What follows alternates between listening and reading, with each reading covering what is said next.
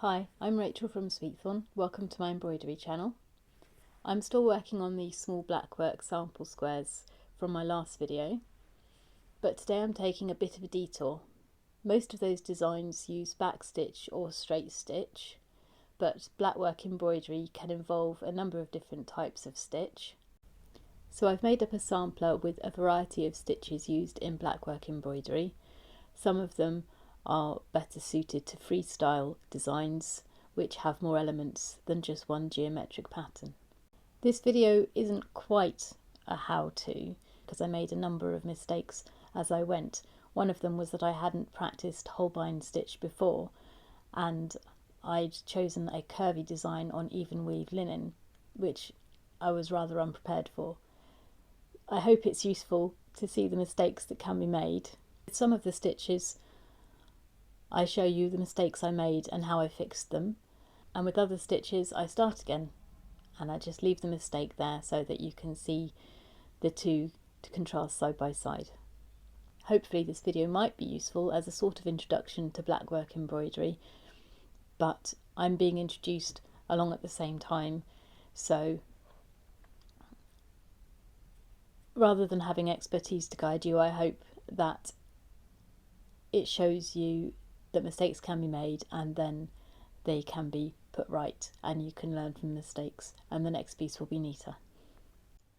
Here's the sampler I put together. Just 5 stitches to start with. Backstitch is often used for Blackwork designs.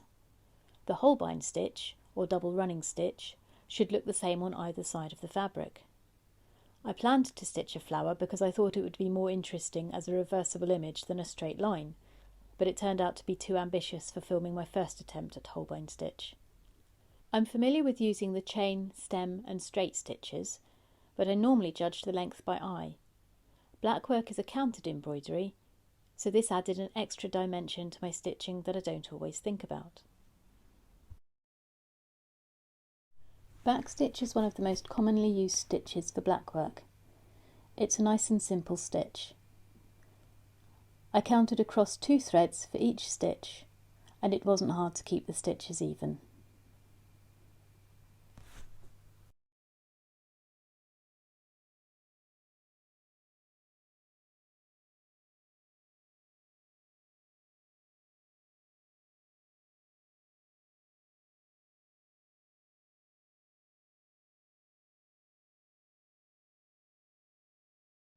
Holbein stitch gets its name from the 16th century paintings of Hans Holbein the Younger, because Blackwork embroidery was often used at that time to embellish the clothes of royalty and the aristocracy.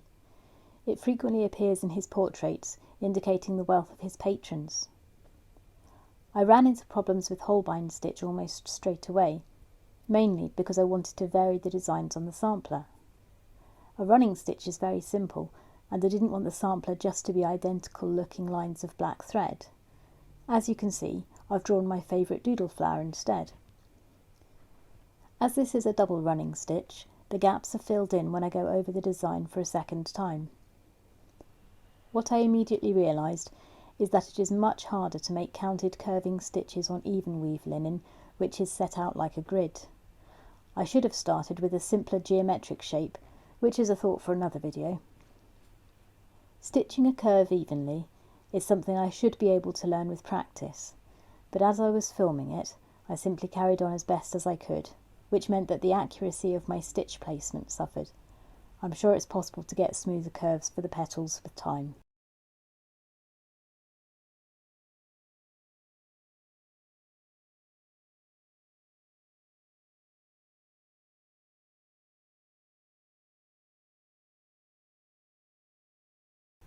What I also forgot is that each section needs to be stitched separately, as the thread cannot travel across the back of the fabric between petals.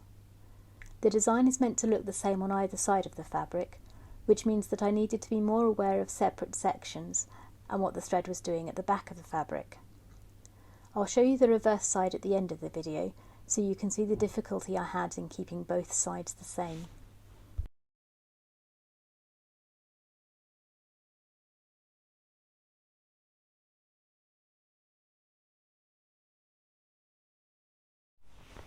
For simplicity's sake, I eventually added a straight line so that I had a more straightforward demonstration of Holbein stitch.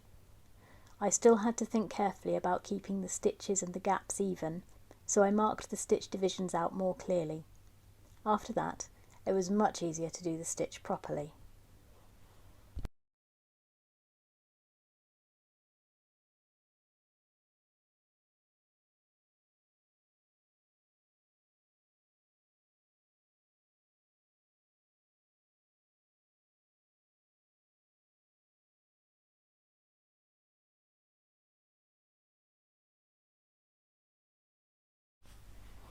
If nothing else, this shows you in real time the sort of mistakes that are easily made in embroidery, particularly when you are learning a new stitch.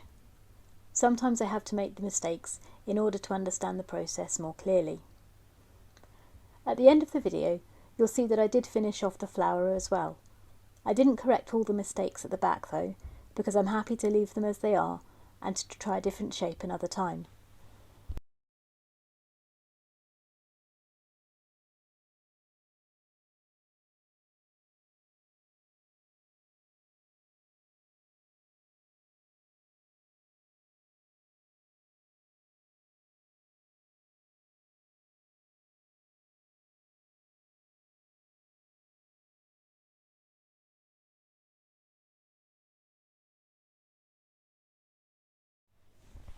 Eventually, I could move on to chain stitch.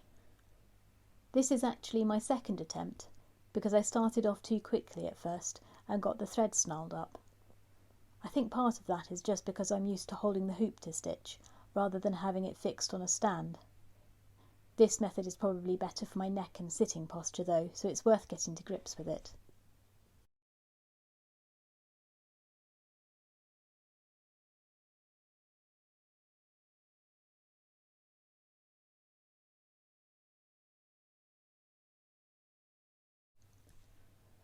I had to count the threads carefully, rather than judge the stitch length by eye, but once I took my time a bit, the chain stitch section was simple to complete.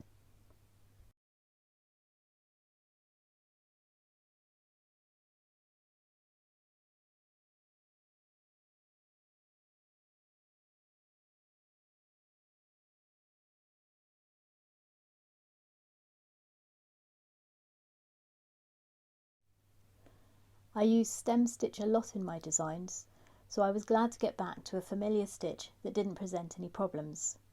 Again, I had to take my time a bit and go carefully to keep the stitches even. This is one of my favourite stitches for freeform embroidery designs because it creates such a smooth outline. Whipped back stitch will do that too, but it takes longer because you have to stitch the same lines twice.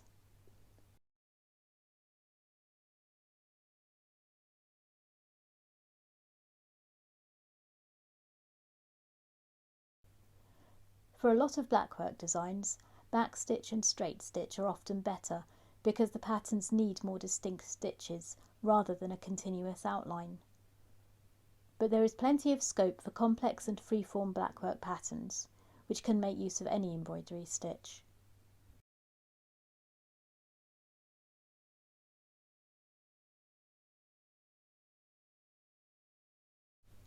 The last example is straight stitch, and this one is nice and easy as well. The blackwork designs I've been stitching use straight stitch in a very regular way, according to the grid structure of the linen, but I've done a little patch of freeform grass to finish off the sampler.